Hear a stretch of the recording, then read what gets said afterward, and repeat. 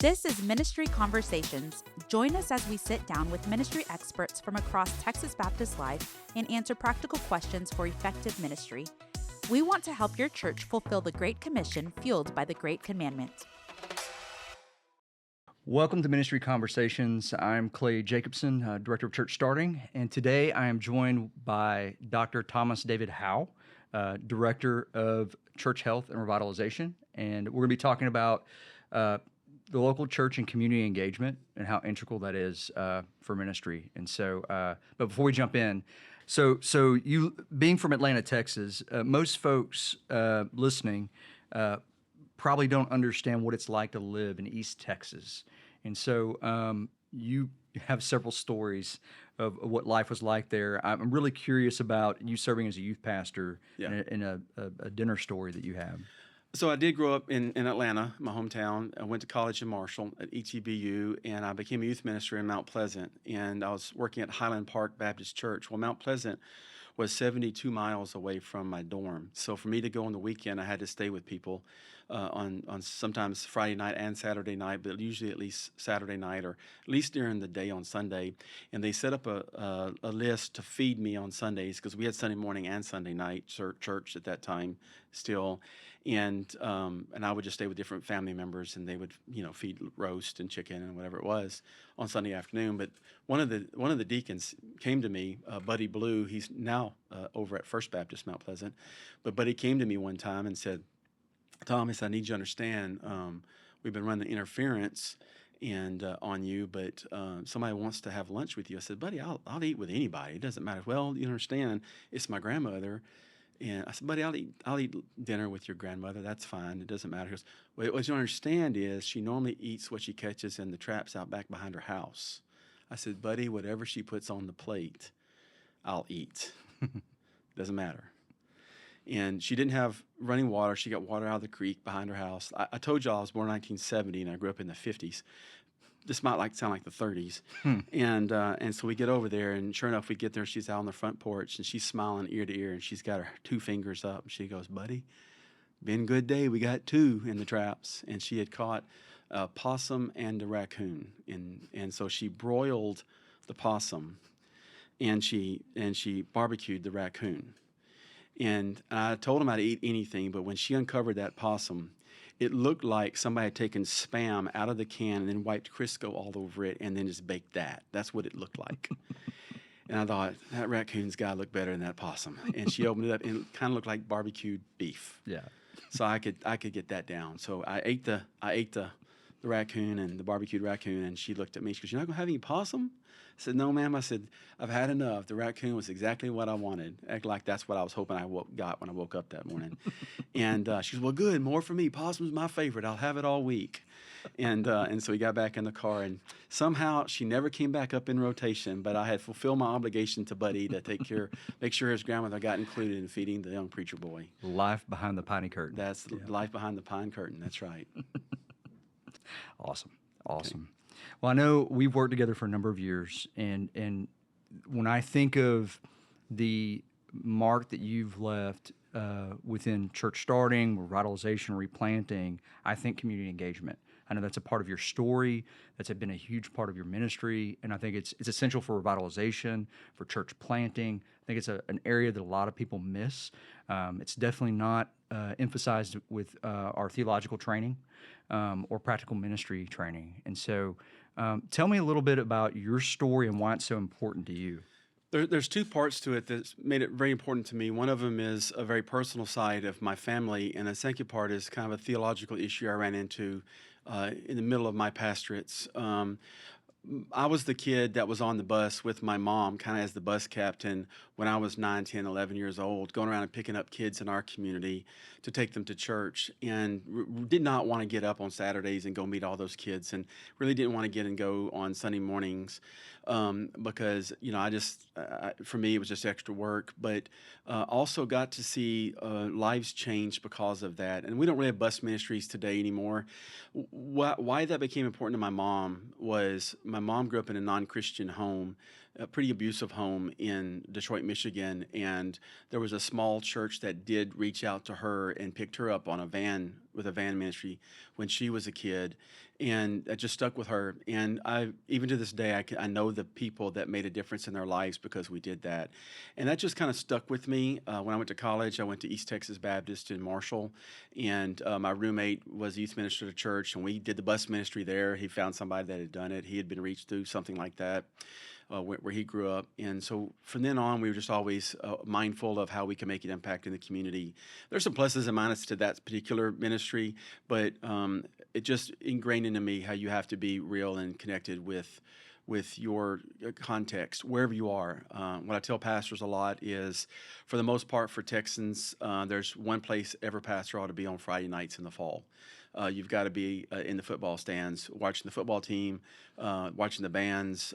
You have family members who are in the ROTC, who are cheerleaders, band members. It's just the place to be part of your active community. Theologically, where it hit me was I was reading through a passage, and I was not as effective in the community ministry as I wished I would have been. And a passage just hit me, and that's Ezekiel chapter 34, where I was reading that, and it said, "Woe to you shepherds! Who's feeding my sheep? Who's going back and catching them in the wilderness? Who's protecting them from the wild animals? My sheep are lost. They're being attacked. They're not by clean water. They're in traps, and no shepherds are going to find them." Instead, what you're doing as shepherds is you're eating the meat from the sheep and you're using the wool from the sheep, and then you don't care about them. I will send a good shepherd who will come and care for them and take care of them. And of course, we know that's talking about Jesus. And then later in John's gospel, Jesus says, "I am the good shepherd." And he talks about that. And I read that passage and just realized and remembered my role as the shepherd of the church, but that as the church and as a pastor, we extend beyond our local context to the entire community. There are often people in our churches that have no shepherds, they have no pastors, they have no church in our communities. And so I just envision myself as this isn't a very Baptist way of saying it, but I envision myself as the head of the whole parish. The whole parish was my town or wherever it was that I was serving. And then a few years later, I would read Ezekiel 34 every time the weather changes. Every season break, I would read Ezekiel 34. There's a part of the passage in there that talks about how sheep treat each other, but I'll skip from that. And then I added to that, I read in 1 Peter where it talked about where you're the under shepherds, though. So it isn't just about Jesus is the good shepherd. We are called to be under shepherds. And so that became very important to me. And part of that meant you have to go be in the community. The shepherd ought to smell like the sheep. And I didn't come up with that. There's many places that you've heard that before, but we need to be in and amongst our people wherever they are. And so, whatever town that you're in, there's that Whataburger Coffee Club on Monday morning, or that Thursday ladies Bible study at the church, or the football games on Friday night. Whatever it might be, there's a way to go get involved in the community. Awesome. Well, as I'm hearing you talk about that, I'm thinking about it. You and I both talk with a lot of pastors that are in churches that are struggling. You more than me, and we assess church planners, and so we'll be doing that later today, starting our assessment.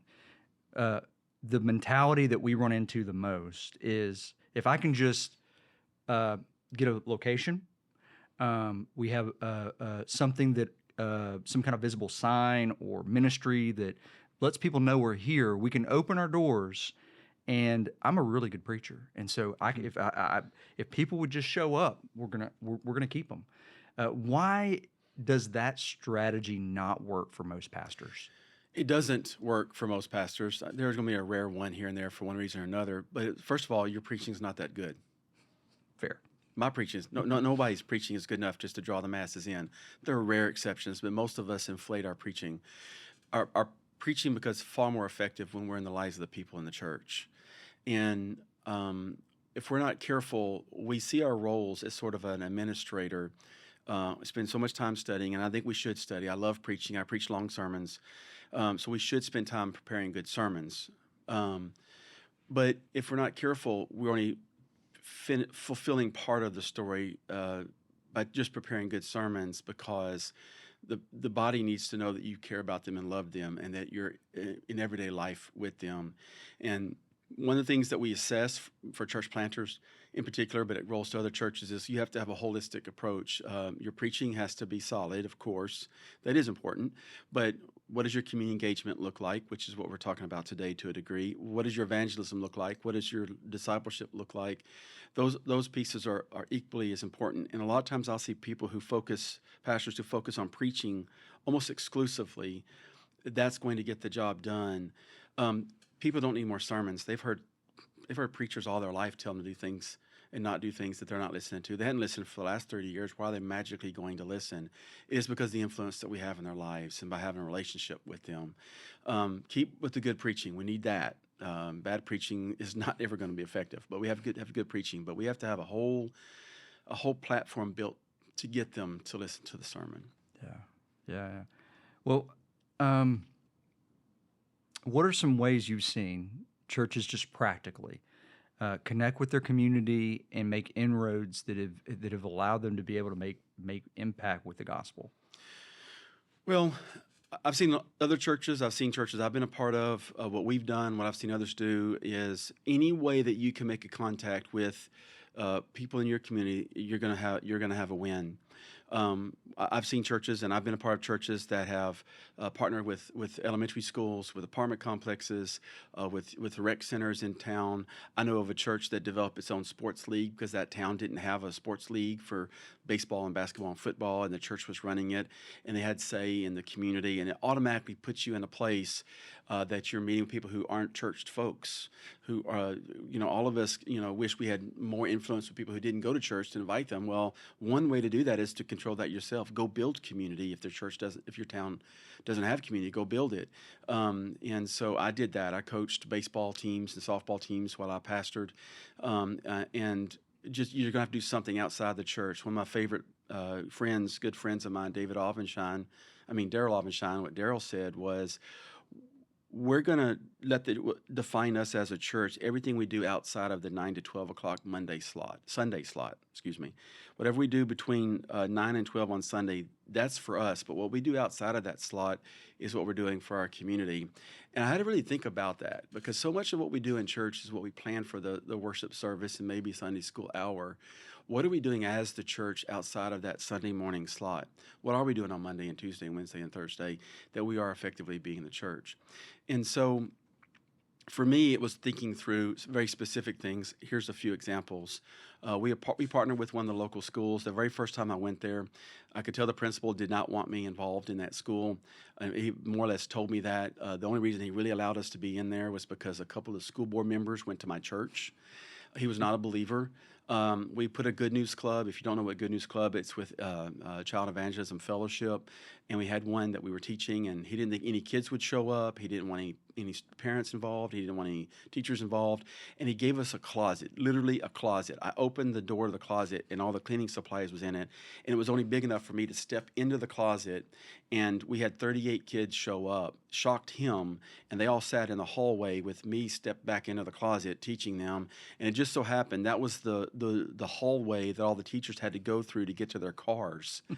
So he realized he messed up there, and all the teachers were trying to step through the kids, or they were just blocked from getting in their cars. So the next week we were in the cafetorium, and over time we got more and more involved with that school. We did more and more for the teachers.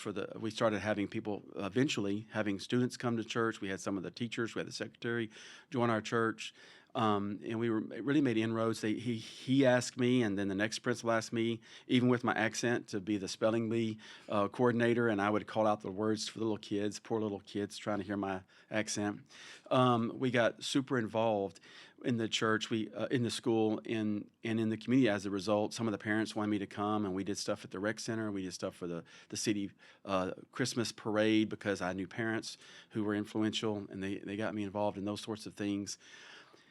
And fast forward several years, that principal and I had become pretty good friends. And one day his wife just tragically died. She was at the supermarket and she had a brain aneurysm and fell over dead. And at her funeral, this principal got up and gave the plan of salvation at her funeral, that he and she and both of their sons had all four been baptized in the last 5 years since I had known him, when he didn't want us in his school. He did not come to our church because he felt like it was too close to his school. We shared a parking lot, but he went to the church up the road, and it just said all that we did made an influence on him and his family's lives. And here was somebody that was kind of the guy that was the enemy to us being involved in his schoolwork. And he gave the plan of salvation knowing that his wife had died and now was with Christ. Our church had a part in that. Even though he didn't come to our church, we had a part in that, and we got to see those things. And a lot of the things we could see, I would advise, how can you make an impact in your community in sports? How can you do it in other activities? I'm going to be just coming up where I'm an interim pastor now. I'm going to be doing the Veterans Day memorial prayer for the community. They're coming up. I'm just the interim pastor, but they've asked me to come to that. It's a chance to meet with the city leaders and those sorts of things. So anything we can do to get in the community, the better. Do you think what's changed that this has become so essential? I mean, growing up, it was kind of at least where I grew up, which might as well have been the 60s, even though it was like the 80s in Southeast Texas. We didn't have internet, and nobody knew any better. And so people were expected to go to church. And so that's just not the case in Texas, most communities now. Right. I was born in 1970, and I grew up in the 50s because we were 20 years behind everybody else at the time. And so I understand what you mean by that. What I read an article, this was in April of 2017, in what used to be called a newspaper in the USA Today. And it was an article on Sears. And the CFO, the title of that paper that day was, "The CFO of Sears admits Sears may not make it." And I read the article and I thought, he might as well be talking about churches. I clipped it, and I still have it somewhere in my stuff. I've got packed away. But this is what the CFO of Sears says. "We don't know what the problem is of why we can't get people to come into Sears. Well, we've got fresh banners out front, inviting people into the store. We got the best products. We have the best trained staff." That's arguable, but that's what he said. "Best trained staff, best prices. We've worked really hard on our training to make sure that our staff serves the customers well." They had just gone through the process. They had the most profitable lines that Sears had at the time was Die Hard batteries, the Discover card, which is a Sears product. That was the original Sears credit card. And then Craftsman tools. They had sold all three of those: Die Hard batteries, Discover card, and Craftsman tools. They had about $2.5 billion worth of debt. They sold all of that, the only profitable lines they had.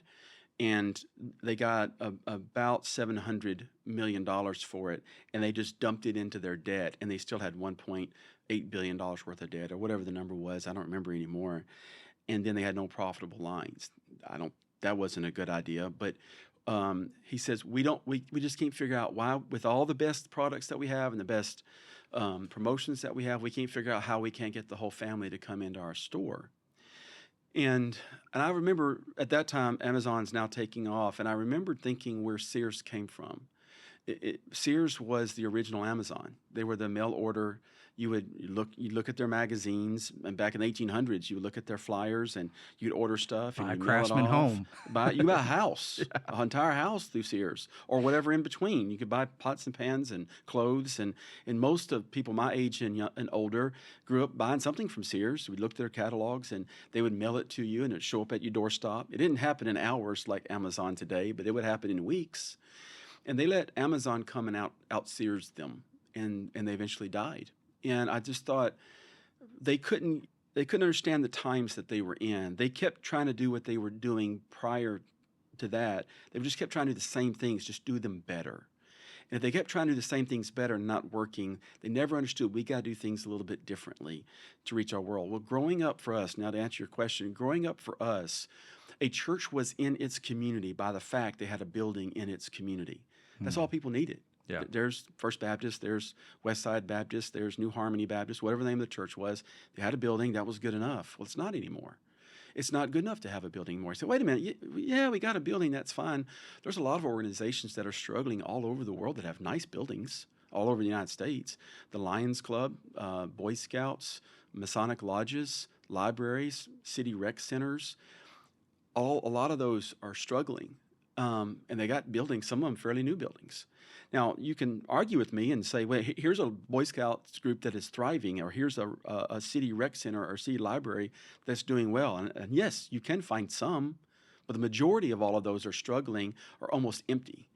So the question would be well, how is that Boy Scouts working? Why is that Little League baseball team flourishing when most teams have cut back from 10 or 12 teams per age division down to 3 or 4? What are they doing differently? What is that rec center doing that they're full and all the other towns around them are barely having anybody in? What's the shift in mindset then? We have to have meaning and purpose, and that's constantly changing. The world around us is changing constantly. We have to be adaptive in our leadership. We have to be adaptive in how we reach our community. We have to think through the differences of what is effective today, where we are, what's going to be effective in one town's not going to be effective in the other, one city or the other. Even with similar racial or language backgrounds, there's going to be a difference. You and I were talking recently about, I watched a lot of old World War II stuff, and the Japanese My Zeros. age is coming into their World War II phase, and That's so right. yeah, it's There was the Japanese Zeros were tearing up the American pilots. They did it for almost 3 years, and there was just nothing we could do to beat the Zeros. The Zeros had a better turning ratio, and they had quicker acceleration in as they banked and turned around. And they could, if any American got behind a Zero was immediately right back behind them, and they would shoot them down. And they were trying to figure out what are we going to do to combat this. And the Americans developed another plane. It had 2 fins in the back, and it was the P-38. And on the first look at it, it was not didn't have the turning ratio or the speed that the Zeros did. And if you just compare the 2 planes, we were taking a step back. Except they planned to do something different with this new plane.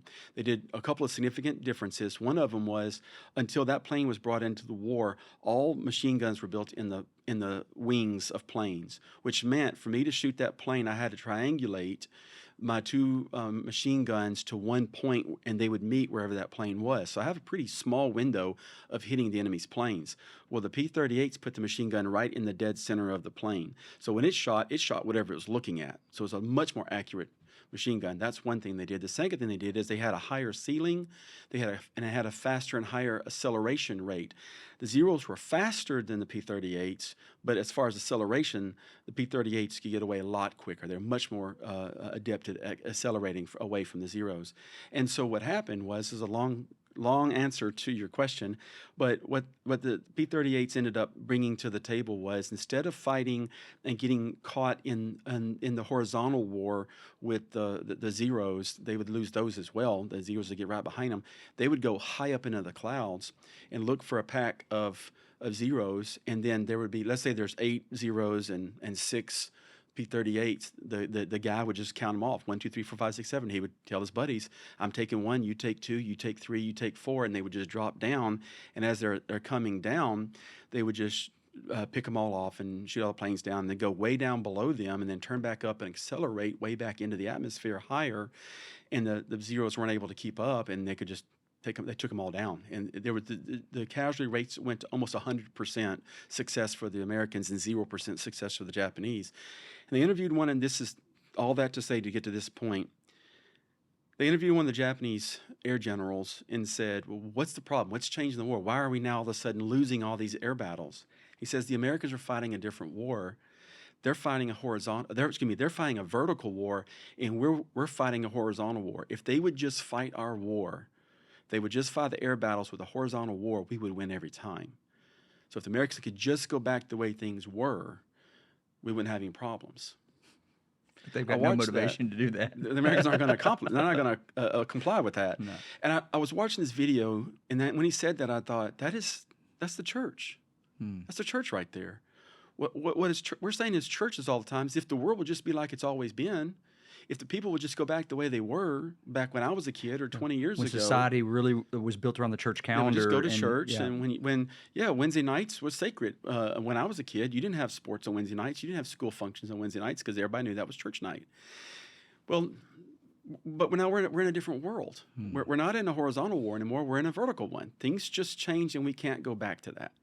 And so let's not pine for the old days. Let's not Let's not be seers and just say we're going to try to make things better. Let's come up with better ways of doing things in the new era that we're in. And a big part of that is going to be a community engagement, because community engagement used to be, we built a building in the community and y'all come, and that was good enough. Yeah. It's not. And it's not just sending out an invitation, y'all need to come back to the church. That's not community engagement. We need to go live life, be the shepherds amongst the sheep in the community on a regular basis. Every pastor ought to know the names of the people, if they've worked there very long, at the donut shops and at the fast food restaurants. If they're in a small town, in their small town. If they're in a big city, at least in their general area. Everybody ought to know the names of the people at the grocery stores. We ought to know the names of the people in the school systems. We ought to know the names of the professionals at the Lions Club, or maybe the mayor in our town. We ought to have relationships with those folks. That's our sheep, whether they're part of our church, another church, or no church. And we can build those communities. By developing better sermons sitting in our office, we're not going to accomplish that. Yeah. We're fighting a horizontal war if that's all we're going to do. We've got to flip it to a vertical war. Well, one of the challenges, is not just cultural. There's definitely been a loss of trust, like with institutions in general. I know that they're all-time low. If you look at trust that is been given to that folks have for government or for companies, the press, that kind of thing, and I think that even extends to the local church. A lot of churches have lost trust. How have you seen churches be able to regain that trust, and how does that connect with all this? First of all, I want to say you're right. It's not geared just toward church. A lot of times we feel that as a church. Well, people don't like the church anymore. They don't trust the church, and there's some truth to that. They also don't trust the teachers. They don't trust the bus driver. They don't trust the Little League baseball coach and the Boy Scouts leader. You don't trust politicians. We don't trust anybody. So it's not just aimed at churches. That was a very good point, that we're all in the same boat. So it's as we see that as a bigger picture, is we do that build relationships. Clay, you've heard me say this many times. I use two weird words just because they stick in our minds. They're not the normal words we use for these. I just tell folks on our staff and at churches, every pastor ought to hang on these two words. Write them on your whiteboard in your office: proximity and frequency. I was talking about this with my son recently. He was 24 years old. I said, what do you think I mean by that? That's not the normal words we use. Well, proximity means you got to be close to people. I said, yep. You got to be near people, and you got to go live life with them. And I said, what do you think frequency means? He goes, a lot. I said, that's right. You got to be near people all the time. And if you're going to be an effective pastor and you're going to reach your community, not just the pastor, I don't want to put it on the pastor only, the church itself has to be engaged with this community. We have to go live life with those outside. We have to have dinners with them, formal or informal. We have to be involved in their activities and their functions, and whatever opportunities we have to be near people, and as often as possible, we need to go build that familiarity with them, so we have the opportunity at the right times to share Christ, to live Christ. 1 Peter chapter 3, verse 15 says, "Be ready to give an answer for the hope that's within." Well, let's back up from that. Most people don't know us well enough to know we even have hope.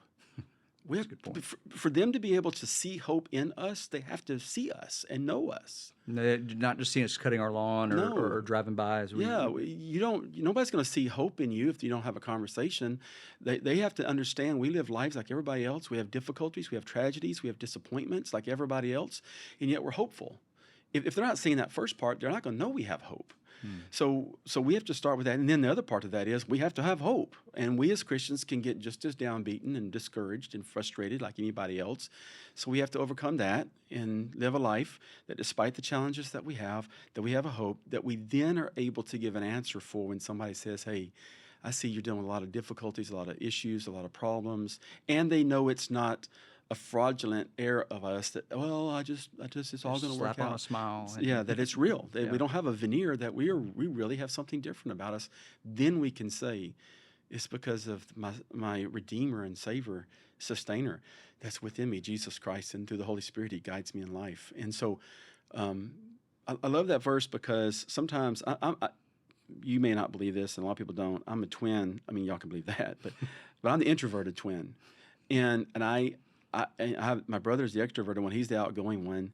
If people see this and know me, they may not believe that's true, but it is.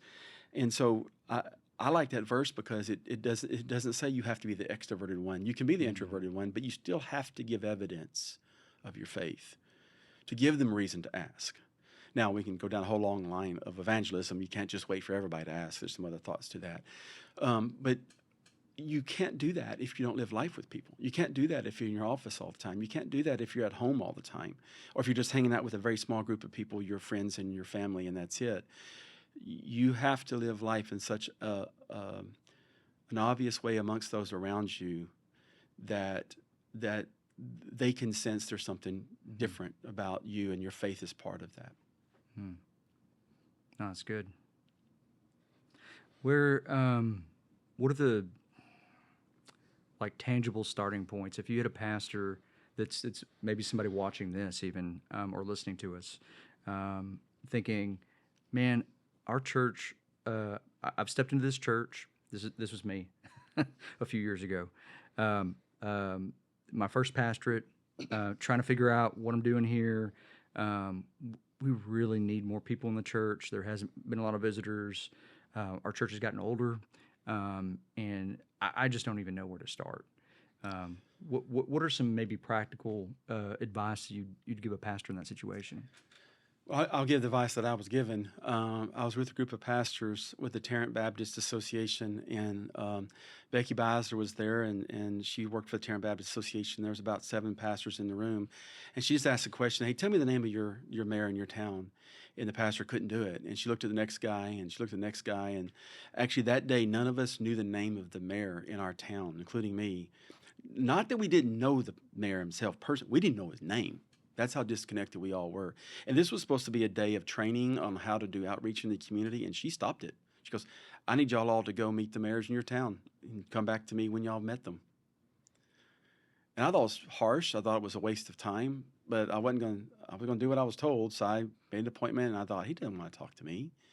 But he did. He was excited that I came by. Now, the reality is I'm also got a church, full of voters, so he wants he wants that side of it, but he genuinely acted like he wanted to talk to me. I got to know him, and before I knew it, I would have lunch with him every once in a while. I had breakfast with the superintendent, who I also went out of the way to get to meet, and I would meet with him on a regular basis.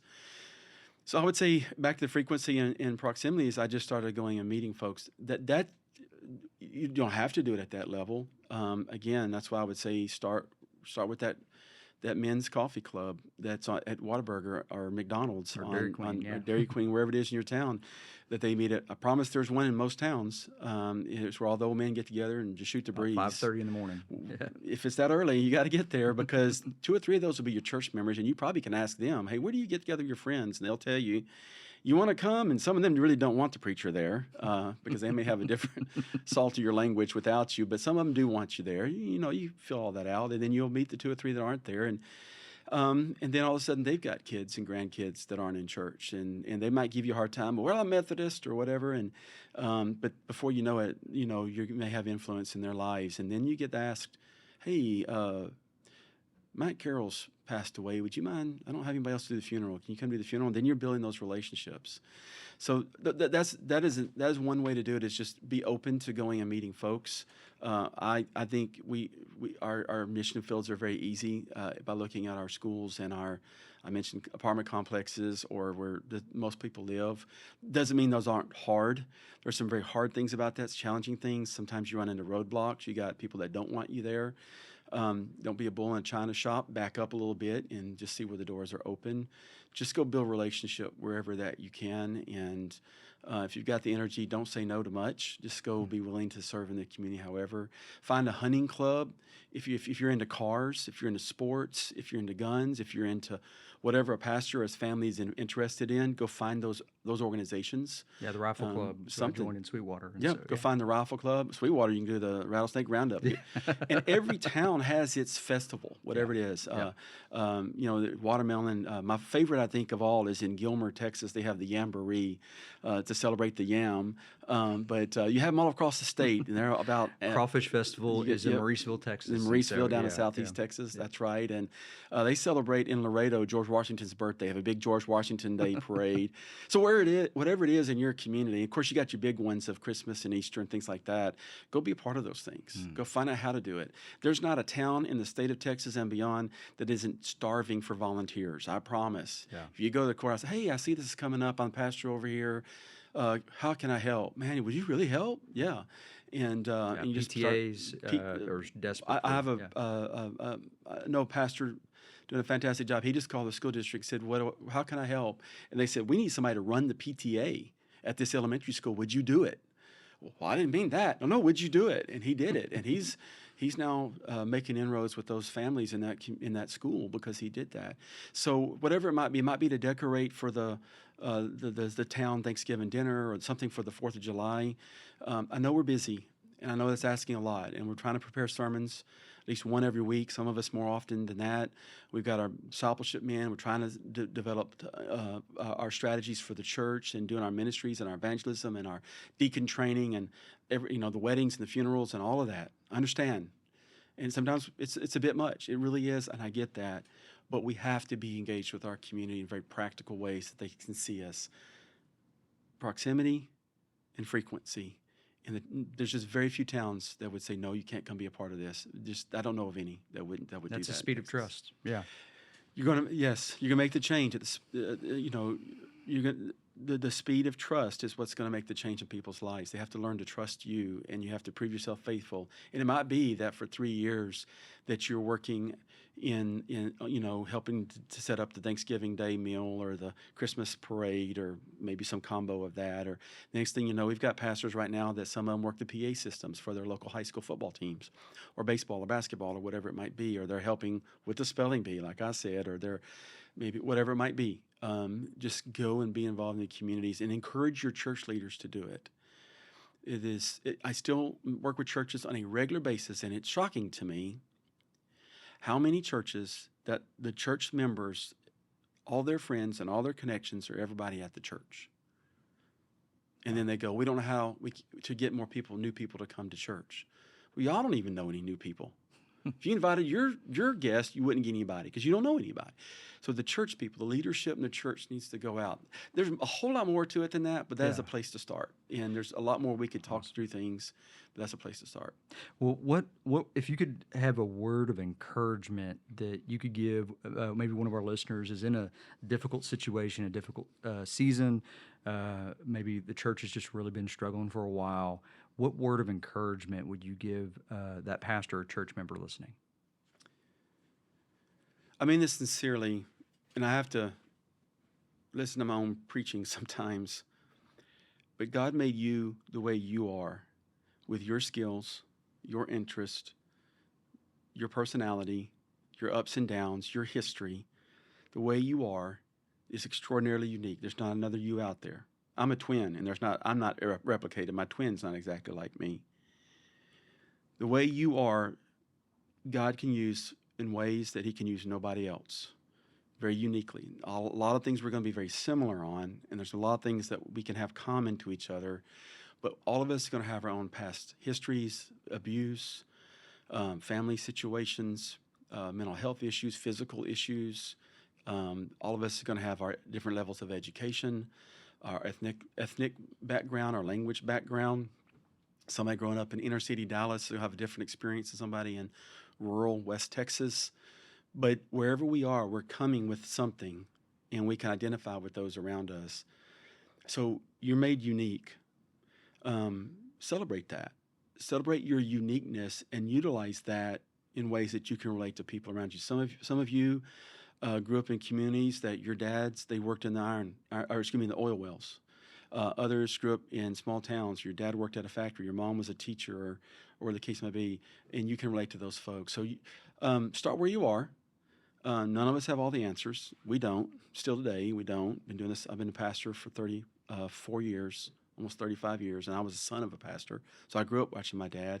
Don't have all the answers because our world around us is changing so much. But start with where you are, with who you are, connect with those immediately around you, and just go from there. But you have to break through the ice of doing nothing. You have to break through that. You have to just go and make those contacts. Awesome. But as you are. Thank you, Tom. I really appreciate you taking time to have this conversation with me. And there's about 1,000 other things we could talk about. There are. And we have through the years, or even on a 4-hour car ride. And so thank you all for joining us. And if you'd like more information, maybe you're in a church that's struggling, maybe your church needs some help in strategizing, go to txb.org and reach out to Tom and his team there. And that's an area that they're serving local churches across the state and helping them re-engage their community for the sake of the gospel. And so we want to see lives transformed by Jesus. We want to see people saved. And this is an effective way to do that. So thank you. Thanks for joining us for this episode of Ministry Conversations. Ministry Conversations is made possible through your giving to the Texas Baptist Cooperative Program. Have a topic you want to hear about? Let us know by emailing news@texasbaptist.org.